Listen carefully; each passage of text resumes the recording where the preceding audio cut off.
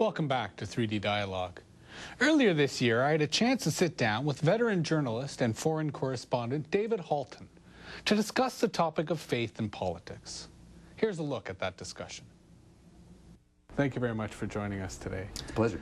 Now, you were the CBC correspondent in Washington for, I guess, almost a decade and a half. And over that period, really, the religious right, it wasn't so much a sudden rise to power, but more a gradual rise to power. I'm curious, really, to hear your observation on if it was indeed gradual and where the seed sort of started to evolve to really become such a power in U.S. politics today. You get difficult and conflicting opinions on how the religious right gathered this extraordinary momentum in American politics. The religious right leaders will tell you, Jerry Falwell, Pat Robertson, and so on, will tell you that it was outrage over the moral permissiveness of the 1960s, over feminism, gay rights, and so on. Other theologians will tell you that it had a lot to do with a tax measure that was passed by the government in the mid-70s, which basically forbade the government funding of religious schools. And that this enraged a lot of Southerners particularly, because they were sending their kids to religious academies, partly to escape integration that had just come in. So the evangelicals had voted largely with the Democrats until then, but they voted for Jimmy Carter, who was a born-again Christian in 1976. But after that tax decision, and after this sense of rage over what was happening to the country, the permissive values of the 60s, there was this big switch into the Republican Party. They voted for Ronald Reagan in 1980, and they've never again, I'm talking about the evangelicals here, never again has anything but a small minority voted for a Democratic presidential campaign. And remember the numbers, 60 million evangelicals, 60 million born-again Christians, by far the biggest religious movement in the U.S. And these are a very disciplined, cohesive force. I mean, apart from, I guess, African Americans who tend to vote Democrat, 78% of white evangelicals voted for President Bush in the 2004 election. So these really are the foot soldiers of both the religious right and the Republican Party. Well, and this is obviously within a context of a relatively apathetic voter base, where I think voter turnout in the United States is less than 50%. Right. And it's interesting you mentioned the sort of withdrawal of funding in terms of the school programs, and that certainly, it seemed as if it was on the school level, initially I guess on the trustee level, that the religious right sort of almost first came to political power. It was almost, I guess, a preface to a later almost taking over a much more center stage. Absolutely, and part of that was due, I think, to this organizational genius called Ralph Reed, who came in, and he openly admitted he wanted to practice what he called stealth tactics. He wanted to put in Christian right delegates in school boards, as you said, in local municipal government, and gradually go to the precinct and state level of the Republican Party and take over the party that way, which is exactly what happened. And my first exposure to the party came in, I guess it was 1992, when I went to the Republican nominating convention for George Bush Sr. in Houston. And at that convention, 45% of the delegates were kind of charter members of the religious right, already exercising extraordinary influence in the party, basically overruling some of the things that Bush Sr. wanted to put in the party platform. And that was you may recall, that was the convention where Pat Buchanan got up and made this speech saying that the United States is engaged in a religious war, a war for the survival of the nation, every bit, as he put it, as important as the Cold War, and that the country was being taken over, as he put it, by the forces of Satan. So that was the kind of rhetoric you heard from the Christian right at that moment, and which they practice to this day. Well, and it's interesting that the election right after the defeat of George Bush Sr. was at the hands of someone who embodied, I guess, the culture of the 60s, who perhaps even in office embodied the permissive culture that a lot of the right rallied against. In fact, there are many who argue that Bill Clinton actually was very good for the religious right, because he mobilized such hatred against this man. And I remember going to during his impeachment proceedings, going to Tennessee to try and gauge the reaction of evangelicals. And I went to one of their churches on Sunday, and I heard from the pastor this incredible denunciation of Clinton as a satanic force, someone who's turned Washington into Sodom and Gomorrah. And I couldn't quite believe my ears. And then we went outside the church after the service and set up our camera, and the congregation came out. And the faithful said exactly the same thing. They said, this man is evil, he's an infidel. And this was the kind of language you heard not only in the kind of hardcore evangelical churches, but also on many of the Christian radio and television stations. You'd hear Jerry Falwell say the same kind of thing. You'd hear Pat Robertson say the same kind of thing. And it led to, I think, a polarization of the political discourse in the U.S. It was more difficult for people of different parties and different views to compromise, because when you take, I think, a strongly religious position, you regard your opponents not just as misled on policy, but as morally derelict. Mm-hmm. And that creates this kind of rather bitter divide that I think has been very hurtful to political discourse in the States. Well, and I think also this zeal, as you say, this partisan zeal that I sort of associate with the Gingrich Revolution, as they sort of came to Congress. Do you think that that allowed perhaps policy itself to get bogged down?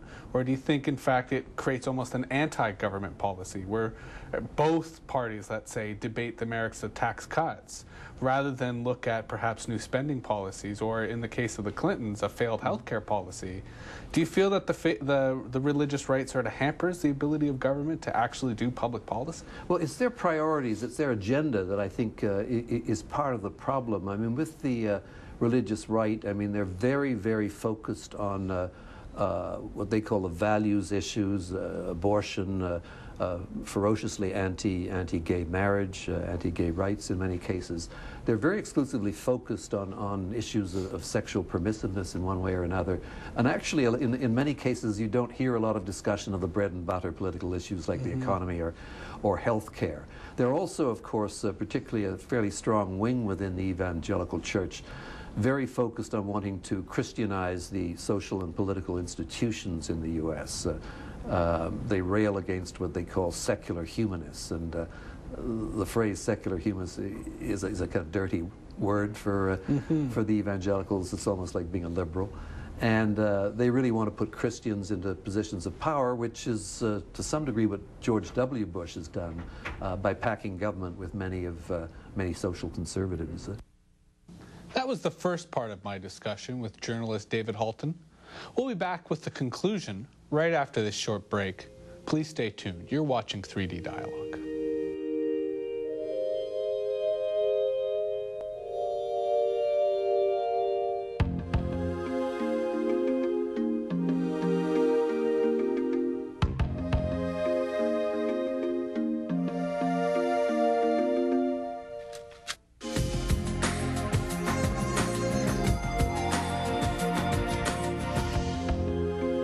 Welcome back to 3D Dialogue.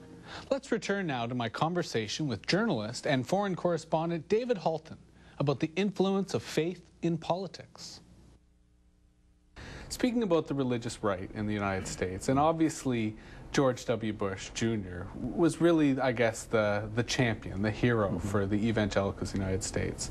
Tell me more about how he's, I guess, positioned himself, both before 9/11 and now in this post-9/11 world, this war on terror. Is he still really the hero of the evangelicals? Has he been able to fulfill that constituency? He sustained this massive support among evangelicals. If you look at the midterm elections in November, when, of course, the Democrats recaptured both houses of Congress, everyone said, well, this shows that the demise of the religious right. But in fact, if you look at the exit polls, the religious right voters stuck with very, very loyally to the Republicans, just a loss of several percentage points, still way above 70% voting for the Republican Party. So in that sense, I think they're still, you know, the foot soldiers of the right, as they like to regard themselves. But in terms of Bush, yes, there's immense sympathy still for George W. Bush. When you see the president's sort of approval rating slip down slightly below 30%, you know that that 30% is still the hardcore of the evangelical right. They look on him as someone who represents both their faith and their sense of divine providence. They've listened to George Bush on a number of occasions talk about his own mission as being divinely guided, both domestically and in terms of sending U.S. troops to the Middle East. I think the phrase he's used is, "We have a calling from the stars," which of course is exactly how the religious right sees it. And they've always been, I mean, even before Bush, they favored taking a pretty belligerent approach in international affairs. You may recall during the Cold War, they were huge supporters of Billy Graham's crusade against godless communism. Now, instead of the Soviet Union, it's Islam. And it's rather embarrassing for the Bush administration, but they actually believe that this is a holy war. This is a war against Islam. They see Islam as evil.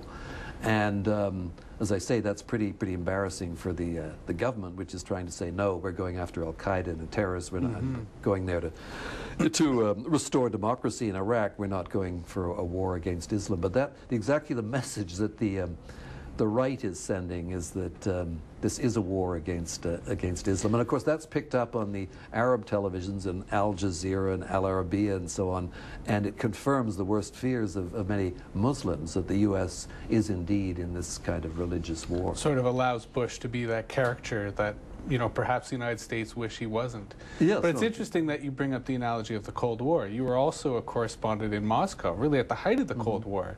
Do you see an analogy? Do you see an equivalent or parallel world emerging in terms of, I guess, the irrational opposition of sides and perhaps almost the mythology of both sides in terms of, you know, either the way Islam is demonized or the way that Christianity is almost galvanized in a crusader sense? I do see, I must say, I'm going to be careful of facile comparisons on this, but I do see a kind of symmetry of fundamentalism between the extreme religious right on one hand and fundamentalist Islam on the other.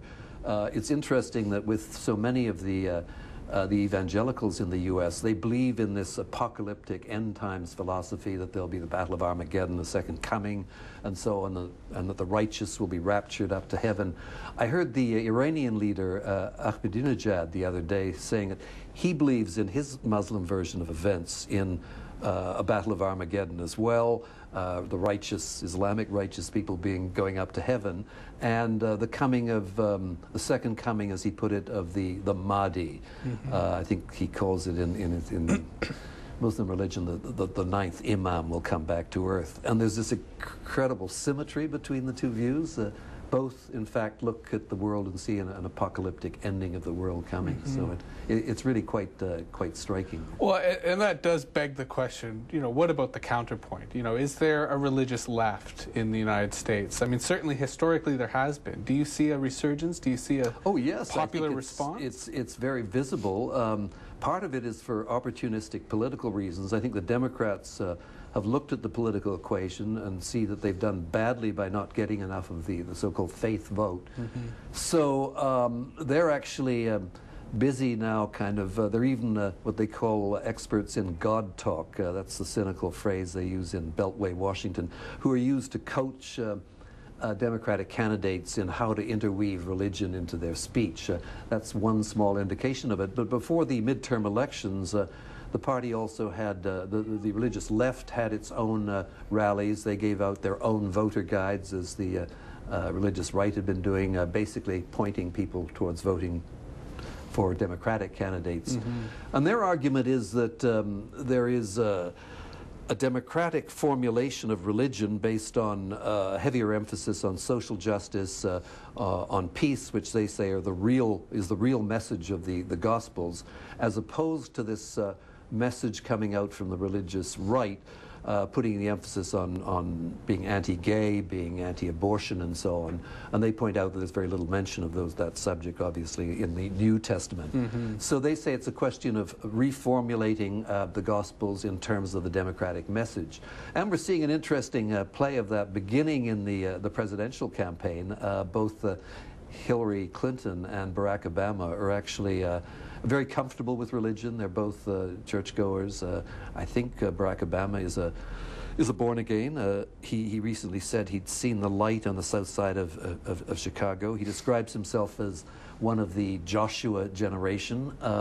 Joshua, of course, leading the Jews from captivity to the Promised Land, which sounded almost a little bit like George Bush claiming that there's some kind of divine providence behind it. Well, if they can do anything, certainly to stop that political bloc, I think we'd all be the better. There's a mea culpa there, too. There's a sense that the Democrats really have kind of been seen as condescending towards people of faith, that they've not recognized that there is a dimension that many Americans want to have, a spiritual dimension, that they're not just preoccupied with economic well-being and so on. I think they've recognized belatedly this is true, and they're trying to find this spiritual sort of background for their political involvement.